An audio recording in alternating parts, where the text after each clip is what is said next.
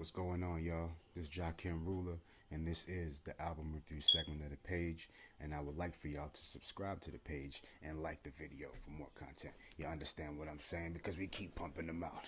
Right now, we on to that Nas King's Disease 3. And before I get started with talking about this one, I gotta say, man, Nas and Hit Boy is like fucking Timberland and Magoo, Dr. Dre and motherfucking Snoop Dogg, Jay Z and Timberland. You know what I'm saying? All of these guys wrapped up in one.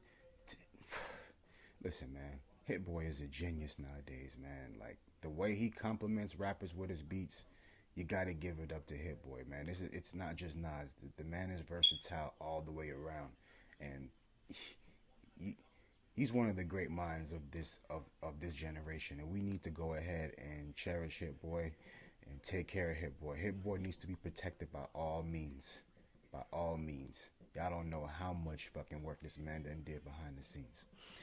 But let's get off into the homeboy, to the big homie. Pause. Nas. Nas is one of my favorite rappers. One of my top three favorite rappers, and it's a mix between him, Jay, and Redman. You know what I mean? Them guys really was a great inspiration on me growing up. The one thing I like about Nas is he paints vivid pictures of his memories. You get what I'm saying? Like it's like you can sit right there like you're sitting right there at whatever he's saying. You know what I'm saying? That's one thing I like about Nas. He puts you in the room. He puts you right beside him when he's telling these stories. And it's like, damn, okay, I see it that way. Stevie Wonder can make a picture in his head to what Nas is saying.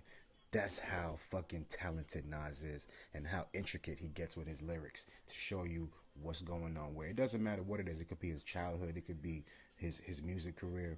It could be his marriages. It could be anything. Nas just paints that picture beautifully. And that's one thing we got to give to Nas. And that's one thing Nas has always been like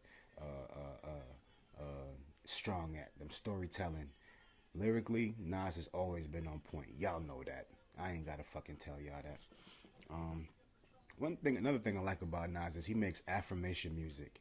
You know, you say this shit and it just builds you up once you reciting it to yourself when you at work and shit, or whether you out smoking and chilling and shit and you ain't got no music on, but you just reciting a Nas song in your head and you just go, yeah, this nigga make affirmation music. It makes you affirm greatness when you talking about it, when you really rapping it. You know what I mean? So I gotta give it to Nas on this one, man. The third installment to the King's Disease trilogy. He still got it. We all know that.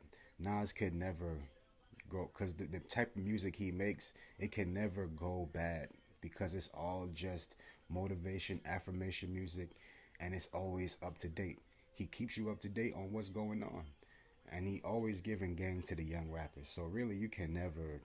All Hit Boy did was just refresh his style for this generation now. But Hit Boy is the future. Even though he been out, Hit Boy is the future. Mark my words. I'm telling y'all this. I'm telling y'all this. Hit Boy is the motherfucking future, and Nas is a legend.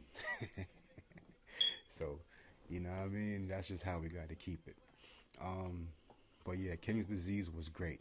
The first couple songs that stood out to me, I gotta say, Done. That's my motherfucking track right there. When he was like, the line that stood out to me, and then when he was like, dissect and take over in the Range Rover, Texan Hover, like nigga, this ain't over. It's, I mean, we know the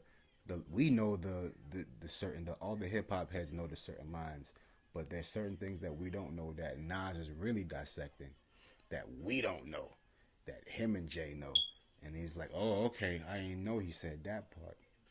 So it's like to this day, because this is 20 years later, so we know about the other subliminals and all that shit, but it's the certain subliminals maybe that we gotta look out for, that Nas heard 20 years later and was like, alright, Hove, I got you, nigga. I see what's going on.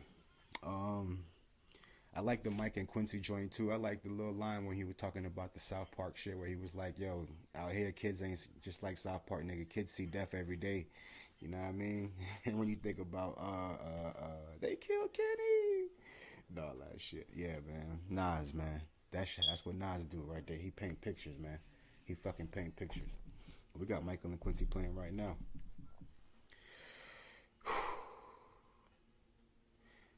Once a man, twice a child. Once a man, twice a child. You know what?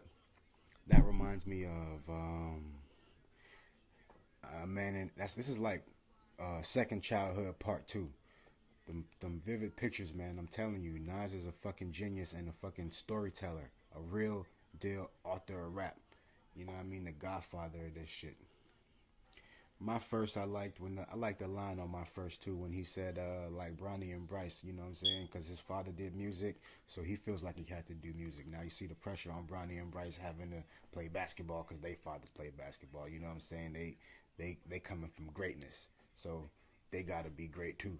You know what I mean? Not wanting to choose their own lane. They just having to do what they daddy did. You know what I mean? I like Nas, man. Nas knows how to do his thing and keep you up to date on these vivid picture painting, man. So, King's Disease 3, man, I encourage everybody to go listen to that one. I'm Jock Ruler, and I appreciate y'all for watching this. Peace.